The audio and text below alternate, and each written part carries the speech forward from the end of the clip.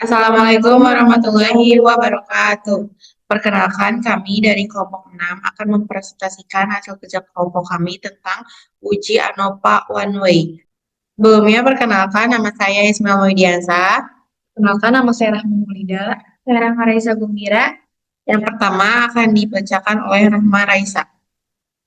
Definisi one-way ANOVA. One-way ANOVA, one-way analysis of variance, adalah teknik statistik yang digunakan untuk menguji apakah terdapat perbedaan rata-rata yang signifikan di antara atau lebih kelompok yang tidak saling berhubungan berdasarkan satu variabel bebas, independen, dan satu variabel terikat, dependen, yang berskala interval atau rasio. Tujuan uji one-way ANOVA. Tujuan utama dari uji one-way ANOVA adalah untuk mengetahui apakah perbedaan perlakuan kondisi yang diberikan kepada kelompok-kelompok berbeda menyebabkan perbedaan-perbedaan yang nyata signifikan dalam hasil yang diukur. Menguji hipotesis bahwa rata-rata dari beberapa populasi adalah sama. Menghindari kesalahan tipe 1 false positif yang lebih tinggi jika menggunakan uji tes secara langsung untuk tiap pasang kelompok. Manfaat uji one-way ANOVA, efisiensi analisis. Dibandingkan melakukan banyak uji T untuk setiap pasangan kelompok, ANOVA cukup dilakukan satu kali untuk semua kelompok. Validitas statistik mengontrol tingkat signifikansi secara keseluruhan sehingga mengurangi kemungkinan kesalahan interpretasi. Pengambilan keputusan membantu dalam menentukan apakah sebuah perlakuan atau pendekatan dalam penelitian memberikan hasil yang lebih efektif. Dasar lanjutan digunakan sebagai dasar untuk menganalisis varian yang lebih kompleks seperti two-way ANOVA atau MANOVA. Prosedur uji one-way ANOVA. Yang pertama, menentukan hipotesis. Hipotesis 0, tidak ada perbedaan rata-rata antar kelompok. Hipotesis alternatif H1, minimal ada satu yang berbeda, setidaknya ada satu kelompok yang memiliki rata-rata yang berbeda. Selanjutnya akan dijelaskan oleh Rahma Mahmida. Lalu ada menyiapkan data. Yang pertama itu variabel dependen berskala interval atau rasio, misalnya nilai ujian, skor tes. Lalu yang kedua itu ada variabel independen berskala kategorik, misalnya jenis metode pembelajaran, jenis makanan, dan kelompok usia. Lalu yang ketiga, setiap kelompok harus independen satu sama lain. Data dari satu kelompok tidak mempengaruhi kelompok lain. Lalu ada uji asumsi statistik. Sebelum menggunakan ANOVA, pastikan asumsi-asumsi berikut terpenuhi. Yang pertama, normalitas. Distribusi data dalam setiap kelompok harus mendekati normal. Lalu ada uji Shapiro-Wilk, Kolmogorov-Smirnov, atau analisis grafik, histogram, QQ-plot. Lalu homogenitas varian. Varian antar kelompok harus relatif sama. Lalu uji Levene test atau Bartlett test. Lalu yang ketiga, independensi antar data. Data dalam kelompok bersifat independen dan tidak saling mempengaruhi. Lalu ada melakukan uji ANOVA. Langkah dan teknisnya itu menghitung nilai F, hitung rasio antar varian antar kelompok dan varian dalam kelompok. Lalu yang kedua, menentukan p-value berdasarkan distribusi F. Menentukan derajat kebebasan DF antar kelompok K, 1. DF dalam kelompok N, K itu jumlah kelompok, dan N itu total sampel. Lalu ada interpretasi hasil. Jika p-value kurang dari A, misalnya 0,05, tolak hipotesis 0, ada perbedaan signifikan antar kelompok. Lalu jika p-value kurang lebih A, gagal, tolak hipotesis 0, tidak ada perbedaan signifikan.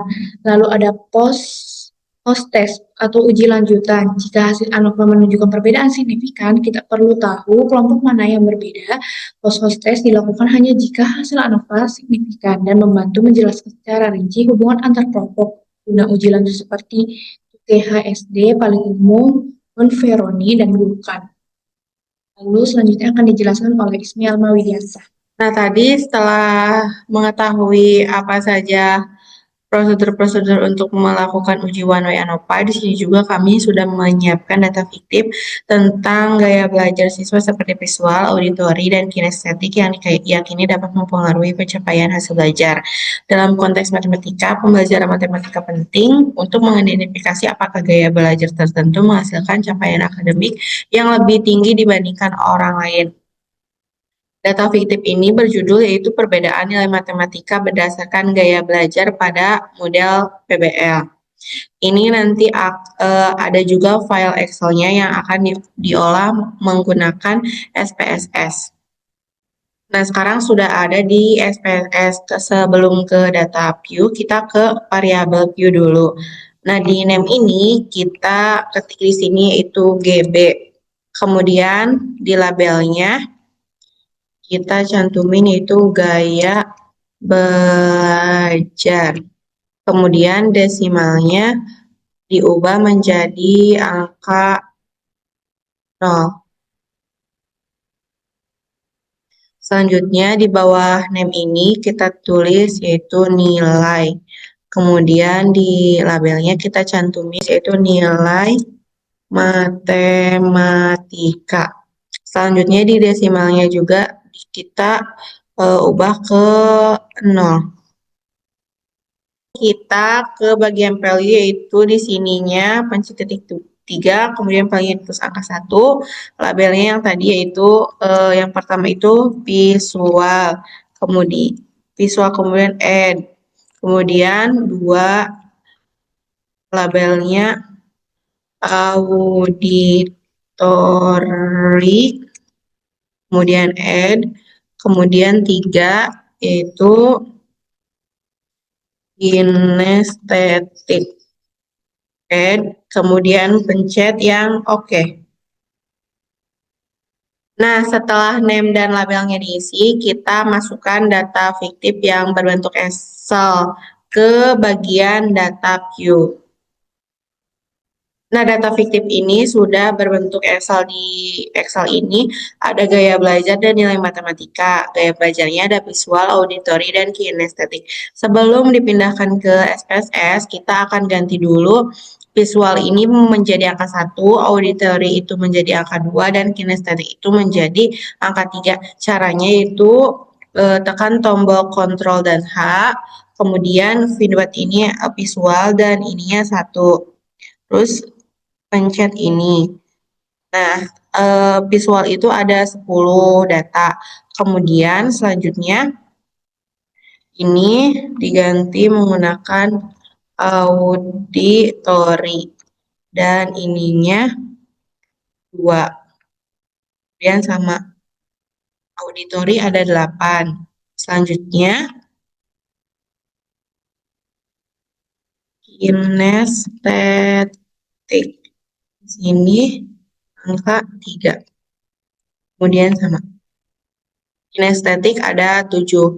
Nah, setelah tadi sudah diubah menjadi 1, 2, 3, kemudian copy dari yang satunya saja ya, jangan dari gaya belajar dan nilai matematika. Kita copy paste.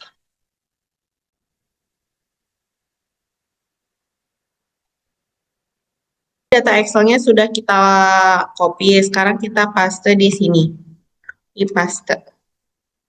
Setelah data fiktifnya sudah di copy dari Excel ke SPSS, kita ke Analyze. Nah, di Analyze ini kita Compartments dan pilih One Way ANOVA. Nah, di sini gaya belajarnya dipindah ke bawah, kemudian nilai matematika dipindah ke atas. Kemudian kita pilih option, habis itu homogeneity, kemudian continue. Setelah itu kita ke post host. Nah, di sini kita bagian yang Born-Verhoney sama Games Hall. Kemudian continue. Kemudian habis itu kita klik OK.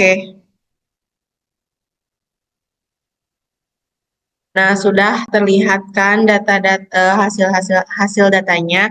Kemudian kita akan copy paste ke Word. Nah, tadi cara SPSS-nya yang sudah mendapatkan hasil yang pertama yaitu hasil uji homogenitas. Uji homogenitas itu syaratnya itu jika sig lebih dari 0,05 maka data homogen. Data tadi yang sudah kita uji SPSS yaitu diketahui nilai signya sebesar 0,288 yang artinya lebih besar dari taraf signifikasi 0,05 sehingga data dinyatakan homogen yang artinya varian antar kelompok gaya belajar tidak berbeda secara signifikan dan ini menunjukkan bahwa asumsi homogenitas terpenuhi dan uji ANOVA layak digunakan. Kemudian hasil uji one way ANOVA-nya yaitu berdasarkan tabel yang ini diketahui signya itu sebesar 0,721 yang artinya lebih besar dari 0,05 sehingga hipotesis yang satu itu ditolak dan hipotesis 0 itu diterima. Jadi dapat disimpulkan tidak ada perbedaan nilai matematika berdasarkan gaya belajar. Selanjutnya ada hasil uji lanjutan yaitu multiple comparison yang di sini dalam uji lanjutan Boveni dan Games-Howell, semua nilai signifikasi antar pasangan gaya belajar lebih dari 0,05 dan tidak terdapat tanda bintang yang menandai adanya perbedaan signifikan. Terima kasih atas perhatiannya. Kurang lebihnya mohon maaf. Wabillahi taufiq wal hidayah. Wassalamualaikum warahmatullahi wabarakatuh.